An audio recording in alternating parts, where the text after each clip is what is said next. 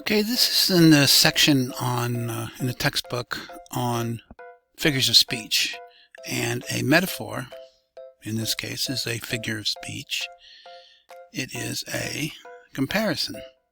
Okay, so in this case, the metaphor is a riddle,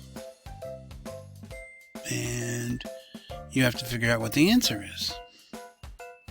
So this is by Sylvia Plath, and she says, I'm a riddle in 9 syllables. Are there 9 syllables? Yes. I'm a 1, 2, 3, 4, 5, 6, 7, 8, 9. Okay, that's cool. What is in the number 9? What's the significance of that? Let's just keep going. An elephant. Okay, so it's a riddle, so I'm an elephant, a ponderous house. Something big. I'm a melon strolling on 2 tendrils. Okay, remember, this is a metaphor. This means that you are going to compare something, right? Compare. It's really hard to write with this mouse.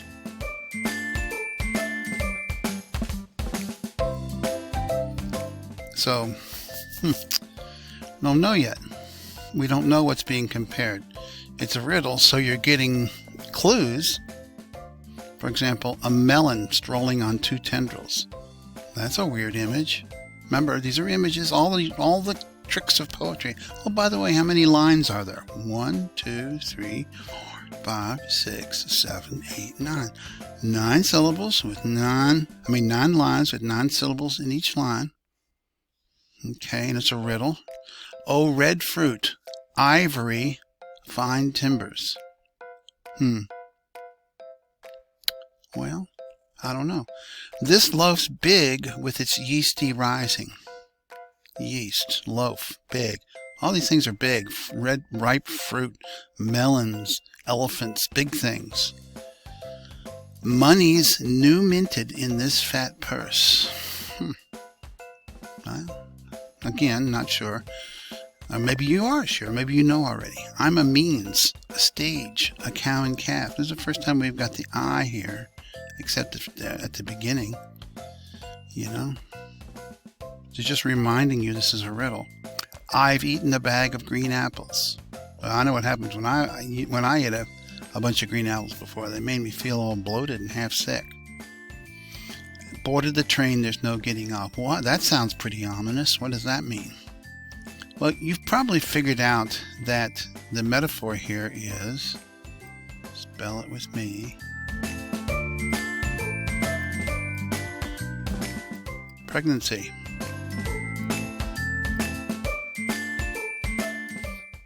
Nine syllables, 9 months. 9 lines, 9 months. An elephant, yeah, that's what a woman feels like when they're pregnant. So my wife tells me. A ponderous house. Who's the house for? For the baby. A melon strolling on 2 tendrils. You know, it's a ridiculous image, but you know, when you're that big, you feel at the end of the pregnancy, you might feel a little ridiculous. Red fruit.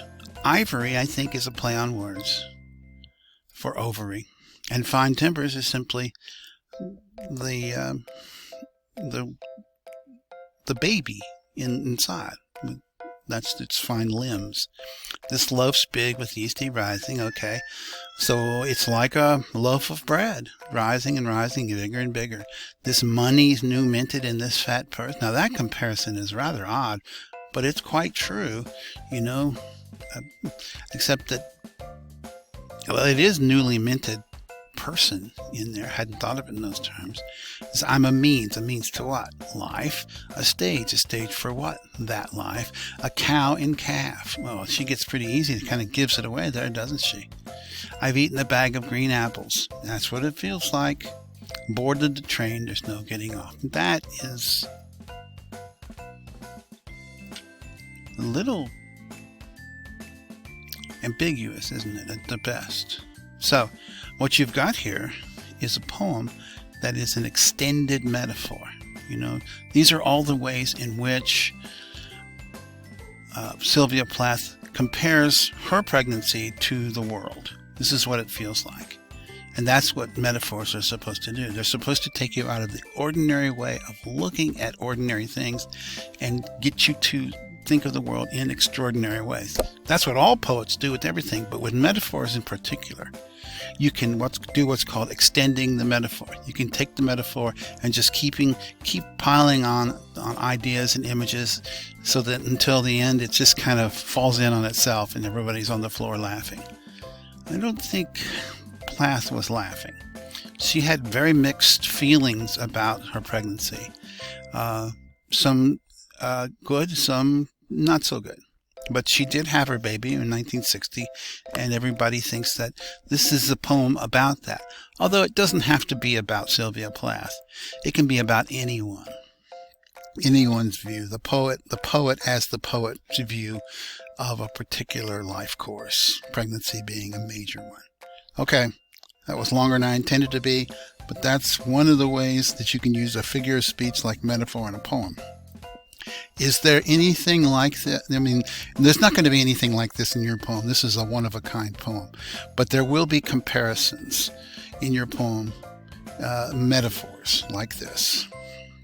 That's not as thick as this. Okay, thanks. Take care.